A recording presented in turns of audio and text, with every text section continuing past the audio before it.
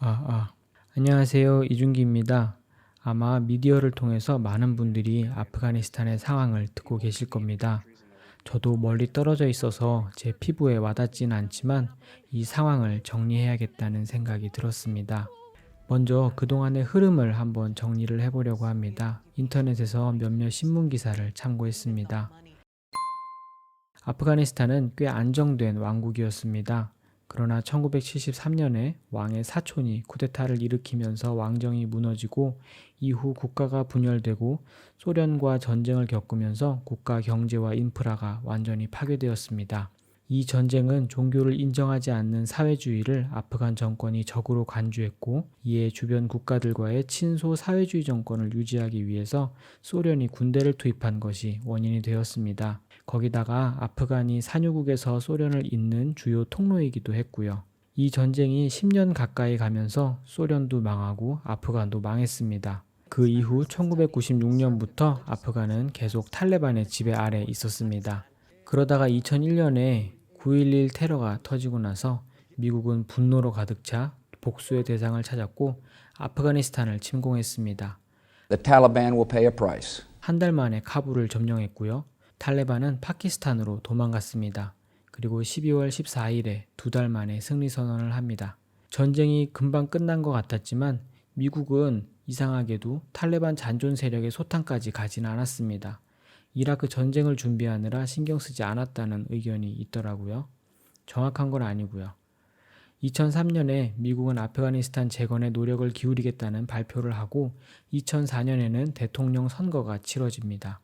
그러나 무능한 정부는 국가를 통합하고 안정화하는 데 실패합니다. 개인의 이익에만 집중을 하는 부정부패가 팽배하게 됩니다. 그러는 사이에 탈레반은 차근차근 힘을 모아 2006년 중반에 다시 힘을 얻게 됩니다. 2008년 오바마 정부가 들어서면서 아프간 전쟁의 종료를 공약으로 내걸었기 때문에 아프간에 더 많은 군대가 파병됩니다.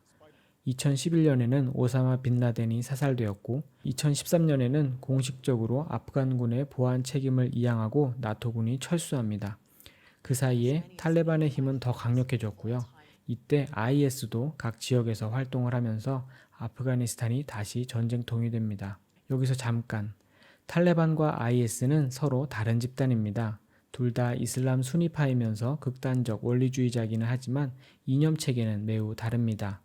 탈레반은 아프간의 종교, 정치 체계를 변혁시키려는 목표를 지닌 민족주의 집단, 그러니까 아프간 외에는 큰 관심이 없고 시아파를 적대시하지도 않습니다. 반면에 IS는 민족을 초월한 범이슬람 신정 일치국가를 건설하는 것이 목적이면서 시아파를 멸절시키는 것이 목적인 집단입니다. 다시 돌아와서 오바마 정부 1기 때에는 병력을 늘려서 탈레반을 진압하고 2기 때에는 이양 및 미군 철수가 계획에 있었던 걸로 보이지만은 탈레반의 세력이 강했던 데다가 정부가 안정되지 못했기 때문에 철수하지 못하고 계속 머무르게 됩니다. 트럼프가 대통령이 된 후에 트럼프도 전쟁을 끝내겠다는 공약을 내걸었기 때문에 미군의 주둔을 확대했지만 탈레반의 세력은 계속 커졌고 미국, 탈레반, 아프간 정부 간의 평화회담도 계속 실패했습니다. 그러다가 2019년에 탈레반과 미국 정부가 생산적인 평화회담을 가진다는 좋은 소식이 있었고 2020년 2월에 평화협정에 서명했지만 체결되지는 않으면서 또다시 갈등이 점화되었습니다. 11월에 펜타곤은 미군을 철수할 계획이라고 밝혔고 실제로 조 바이든이 대통령이 된 이후에 올해 테러 20주년이 되는 9월 안으로 모든 군대를 철수시키겠다고 발표했습니다. 그리고 올해 5월부터 탈레반이 아프가니스탄 전역에 기습을 펼쳐 외국군의 철수를 유발하고 아프가니스탄을 점령하기 시작했습니다. 8월 6일에 첫 번째 지방 수도인 자란지가 점령되었고 열흘 만에 수도 카불이 점령당했습니다. 이렇게 순식간에 탈레반의 점령이 가능했던 까닭 중 하나는 아프간 정부의 무능과 부정부패 때문입니다. 아프간의 자립과 평화를 비는 전 세계 많은 나라들이 원조금을 20년 동안 보내왔지만 대통령을 포함한 정부 주요 인사 등이 그 원조금을 자기 주머니에 넣었기 때문입니다. 지금 그 대통령은 많은 현금을 들고 날아갔고 소문에 따르면 비행기에 현금을 다 넣지 못해 거리에 뿌리고 갔다는 이야기도 있다고 합니다. 탈레반이 카불을 점령하고 나서 카불의 시민들이 두려움에 떨고 있는 까닭은 이들이 탈레반의 극단주의적인 색채를 싫어해서 20년 전 미국이 카불을 점령했을 때 미국을 환영했기 때문입니다.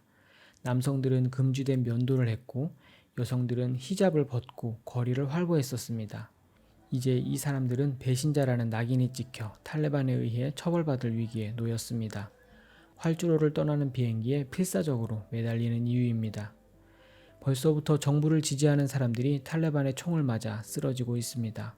이제 고작 16살이 된 소녀는 집에 들어닥친 탈레반에 의해 부모가 죽고 나자 AK 소총을 들고 탈레반 3명을 사살한 후 남동생과 함께 도망갔다고 합니다.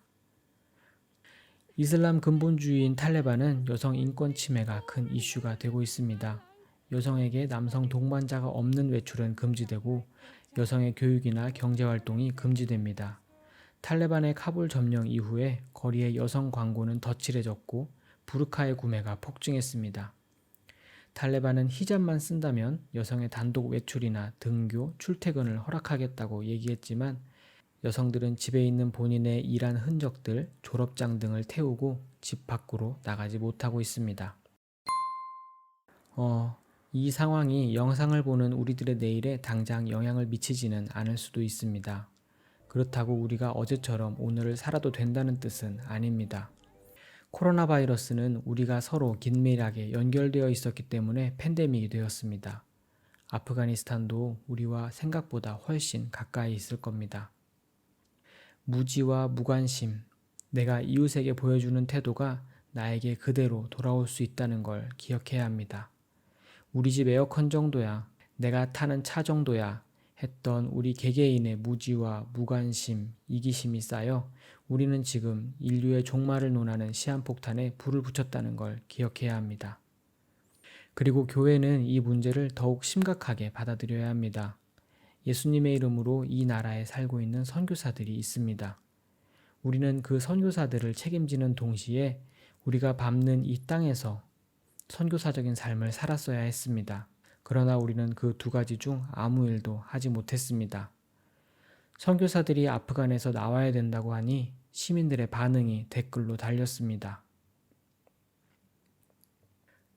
이 사람들이 무지하고 뭘 몰라서 그러는 것이 아니라 오히려 우리의 삶에서 무언가를 보고 배웠기 때문이라고 생각합니다. 이 댓글을 보면서 마음이 아팠습니다. 부끄러웠습니다. 내 마음속에 이 이웃들과의 거리가 너무 먼 것 같아서 슬프고 그 이웃들의 아픔보다 내 불편함이, 내 귀찮음이 먼저인 것 같아서 두렵습니다. 우리 함께 아프가니스탄이 처한 상황을 두고 그 아픔을 공감했으면 좋겠습니다. 그리스도인으로서 나와 교회가 가졌던 그동안의 무지와 무관심을 미워했으면 좋겠습니다. 여기 아프간에 있는 이 사람들에게 지금 코로나는 아무런 이슈가 되지 못할 것 같습니다.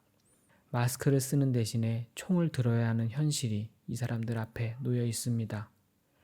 그 현실에 같이 아파하고 함께 책임지는 우리가 되기를 바라는 마음으로 기도합시다.